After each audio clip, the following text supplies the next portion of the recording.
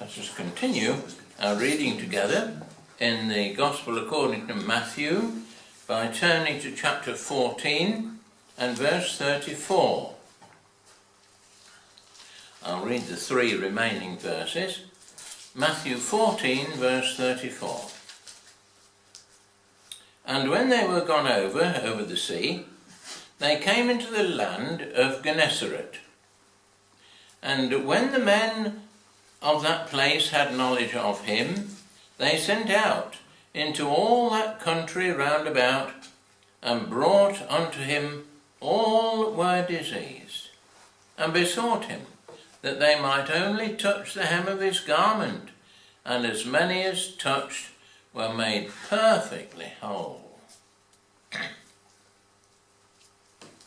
So verse 34, Gennesaret is not far from Capernaum, on the west side of the Sea of Galilee.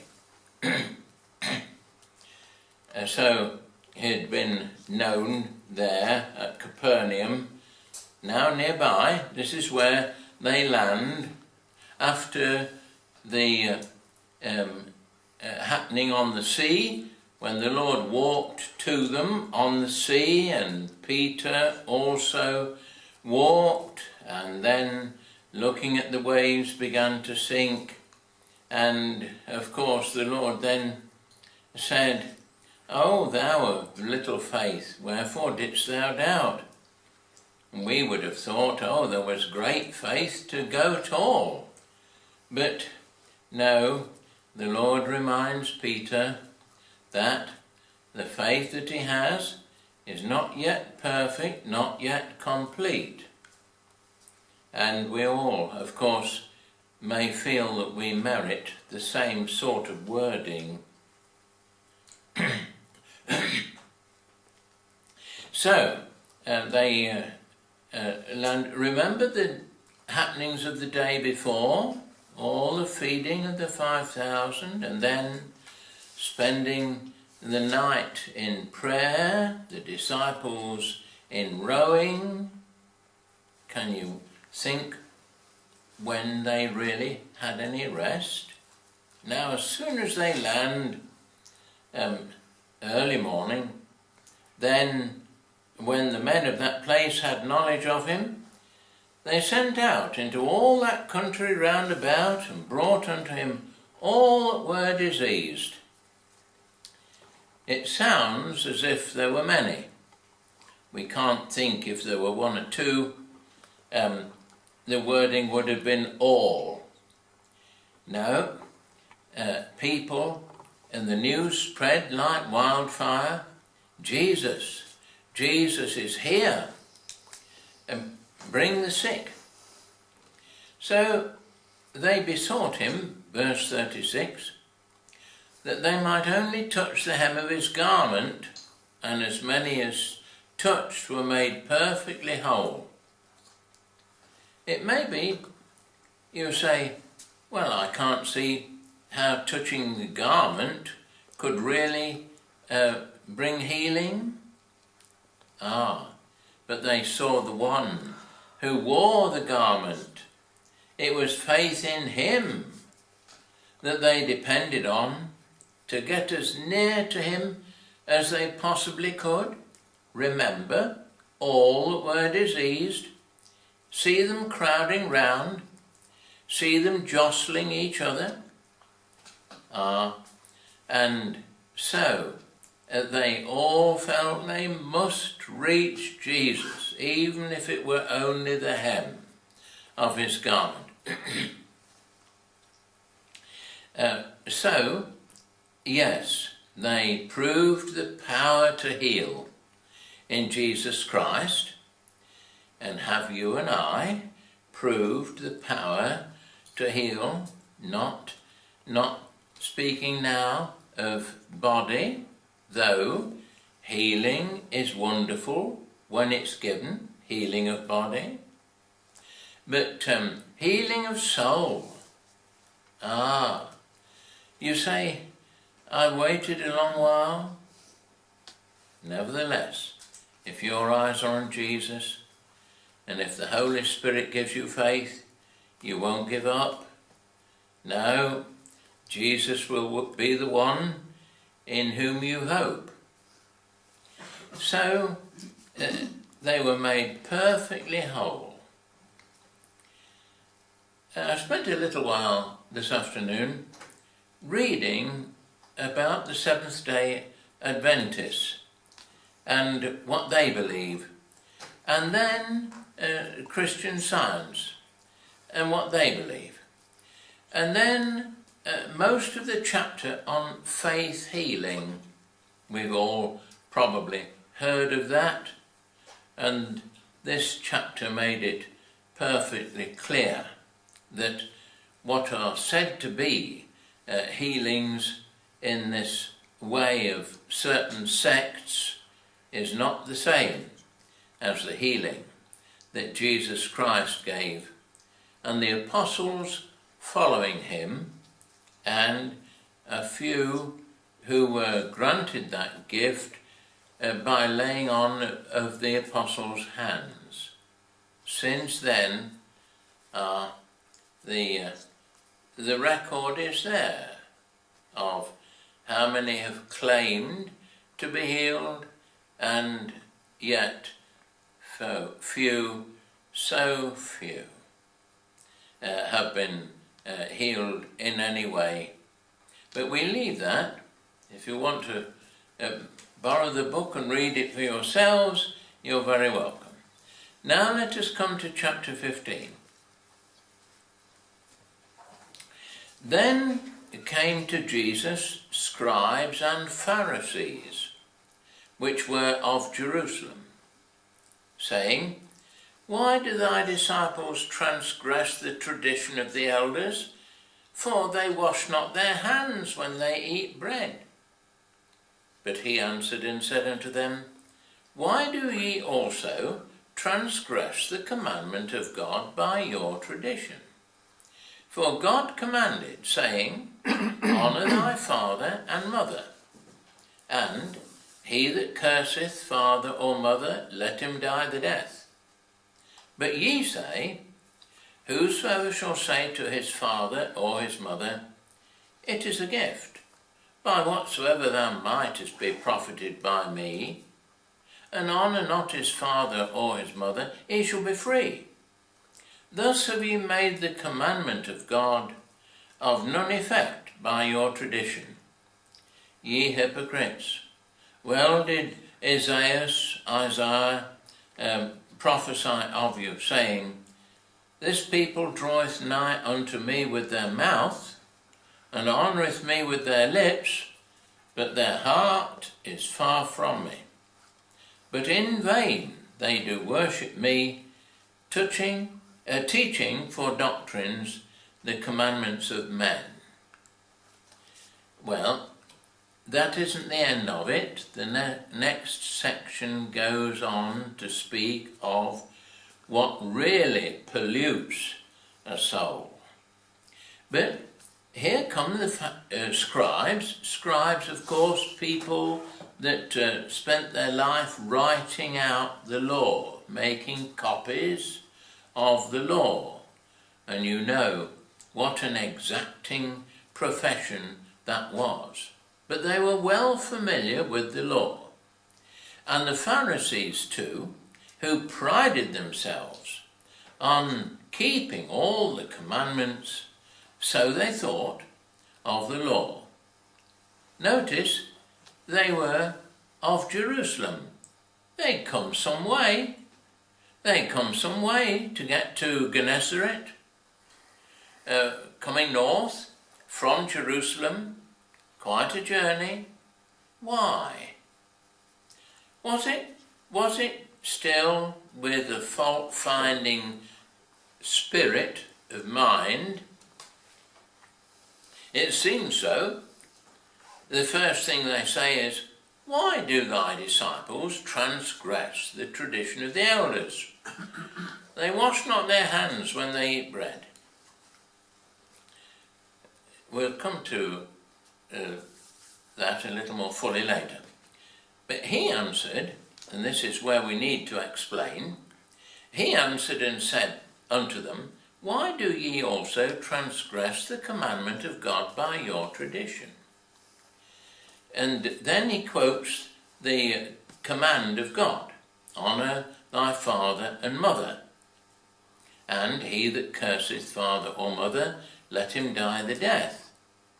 And then these next verses, 5 and 6 go together, and the point is, if one of the Pharisees or any person of that mind, if they said to their father or their mother, well now, yes, the command says I should supply your needs, I should see that you're cared for, but I'm giving this gift to the temple.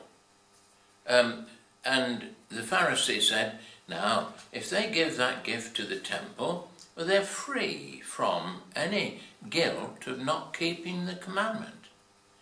You can see how, because they sought the support of the temple and themselves and their own party, then a person could be excused from supporting father or mother in their old age.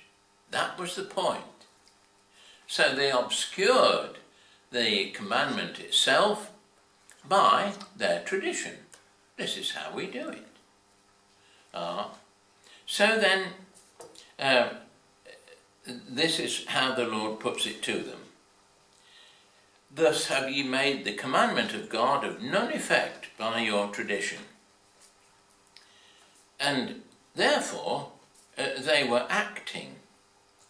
Verse 7, hypocrites, that's a Greek word meaning actors. Ye hypocrites, well did Isaiah prophesy of you, saying, This people draweth nigh unto me with their mouth, and honoureth me with their lips, but their heart is far from me. Now, do you think the Pharisees are all dead? Do you think there are no more Pharisees today who draw near to the Lord with their mouth and honour him with their lips, but their heart is far from the Lord? Well, we need go no further than to say, I look into my own heart and I find enough there to occupy my mind and to send me running to Jesus, saying, Lord, make me better. Keep me from grieving thee. Lord, this is what I want. I want a heart, my heart, near to thee, enjoying thy presence, because I can't live without it. So, see these people, the most religious people in the land, their heart is far from me. Our prayer is, Lord, do not leave me nor forsake me. I plead thy promise. I will never leave thee nor forsake thee. So, verse 9, in vain they do worship me, teaching for doctrines the commandments of men. Now verse 10, going on now to verse 20. And he called the multitude and said unto them, Hear and understand. Not that which goeth into the mouth defileth a man, but that which cometh out of the mouth, this defileth a man. Then came his disciples and said unto him, Knowest thou that the Pharisees were offended after they heard this saying? But he answered and said, Every plant which my heavenly Father hath not planted shall be rooted up. Let them alone. They be blind leaders of the blind. And if the blind lead the blind, both shall fall into the ditch. Then answered Peter and said unto him, Declare unto us this parable. And Jesus said, Are ye also yet without understanding? Do not ye yet understand that whatsoever entereth in at the mouth goeth into the belly, and is cast out into the draught, expelled? But those things which proceed out of the mouth come forth from the heart, and they defile the man.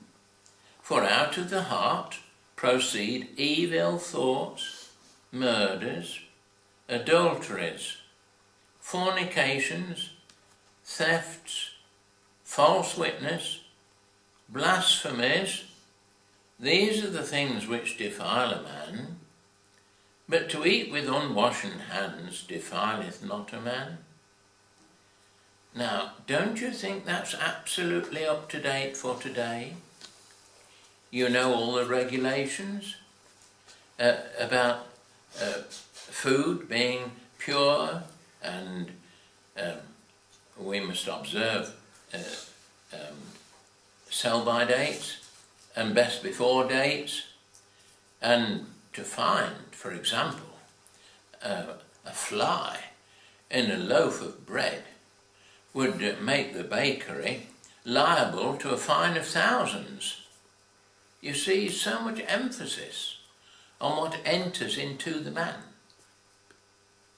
Yes, we know that it's best to wash our hands before we eat, but we don't make it a religious law. If so be that, like the disciples, we come across something available and we're hungry, then we may eat it almost straight away. Years ago, when the children were at home, I used to take them on a Saturday morning down to the bakery in Scotgate, and we'd buy iced buns. And then we'd walk up North Street, halfway up there, and there was a little stone ledge where you could sit, and they enjoyed eating these iced buns. Do you think we expected them to wash their hands before they ate the iced buns? Why, no. And so you can see the difference between a thing like that and what comes out of the mouth. You see, this generation, what is the trouble with this generation? Because there are such a multitude of things that come out of the mouth, come out of the heart of the man. Evil thoughts, murders. Do you think we're living in this world? Do you think it's a description? Adulteries? And of course, the thoughts start in the heart, and then there's the suggestion of probably one of the partners who has his eye on another, perhaps. You know what I mean. Starts with the heart, and the heart is set a going by the eye. And then it proceeds too often to the actual act of adultery. Fornications. Do you think this generation is free from sex outside marriage? Why? You know how rife it is. Where does it start? Sex outside marriage?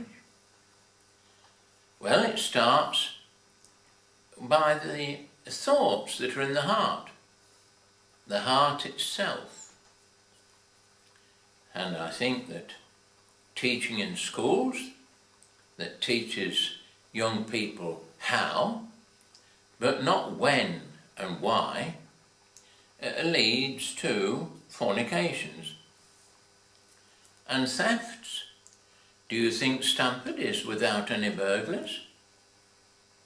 Do you think there are no other ways of thieving? That every shop in Stamford is entirely free of shoplifters? You see, almost everything we read of is evident in our generation. This is our world. False witness and blasphemies. Do you think anybody speaks against God or denies God in this generation? Why? I need say no more. Those who are God-fearing people are few. It's a blessed thing if God is a real reality, if Jesus Christ is truly God the Son. So having read so many features of our own age in which we live, Jesus speaks and says, these are the things which defile a man. But to eat with unwashen hands defileth not a man. We can see the point, can't we? And it makes us pray. Oh Lord, I dare not say that I've lived a perfect life without any such thought of any such thing. Lord, I need Thee to cleanse that defilement. I pray to Thee to make me clean and pure, and to keep me in the right way.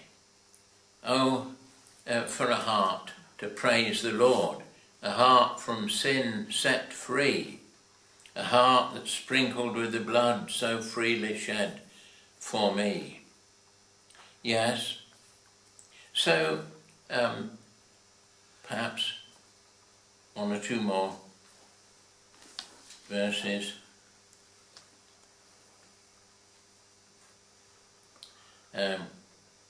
We will read down to verse 28. 21. Then Jesus went thence and departed into the coasts of Tyre and Sidon. And behold, a woman of Canaan came out of the same coasts neighbourhood, and cried unto him, saying, Have mercy on me, O Lord, thou Son of David. My daughter is grievously vexed with the devil. But he answered her not a word. And his disciples came and besought him, saying, Send her away, for she crieth after us. But he answered and said, I am not sent, but unto the lost sheep of the house of Israel. Then came she and worshipped him, saying, Lord, help me.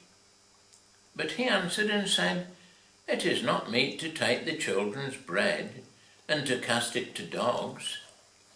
And she said, Truth, Lord, yet the dogs eat of the crumbs which fall from their master's table. Then Jesus answered and said unto her, O woman, great is thy faith, be it unto thee even as thou wilt. And her daughter was made whole from that very hour.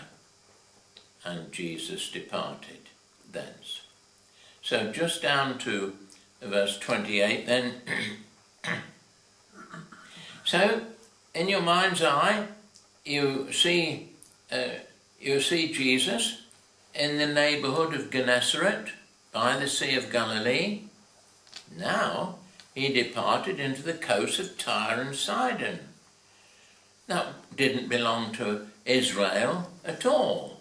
That was going farther northwest to another nation, another land. And did they have any claim on this man, this glorious man that could heal the sick? Now, why did Jesus depart into the coast of Tyre and Sidon? And then we read of him departing when her request was granted. Did he go all that way for just one soul? Oh, this is just like our Jesus. Do you think he won't come to you when you're all alone and crying to him for help and keep on crying? It was a testing time for her, but he went out of his way. He knew the end from the beginning. That's why he kept testing her faith. Verse 22, behold, a woman of Canaan came out of the same coast. See, she didn't belong. She came out of the area of Tyre and Sidon and cried unto him, saying, have mercy on me, O Lord, thou son of David. My daughter is grievously vexed with the devil. What is this here? What is this woman saying? She who's a Canaanite. Have mercy on me, O Lord, thou son of David. How did she call him that? And what was it she felt she needed more than anything else? Oh, have mercy on me, O Lord. Now, here is a lesson for us. This is our real need. Have mercy on me, O Lord. With my problems, with my trouble, and it's all summed up in this. Have mercy on me, O Lord, thou son of David. I see thee as the king that was promised. Now, very few actually knew in the land of Canaan the actual pedigree that we have, where it traces Jesus' descent from David. It's there, but we very much doubt whether this woman of Canaan knew that pedigree. But she sees something more. She sees a king. She sees a king who has power to reign, even over sickness. And so, O thou son of David, I see in him the promised Christ, the anointed one. And then she's met with silence. He answered her not a word. Now that's very trying. I don't know whether you come sometimes, week after week, with your real prayer, saying, have mercy on me. You really come with your need, and you don't seem to get a word. Nothing of what is said seems for you. He answered her not a word.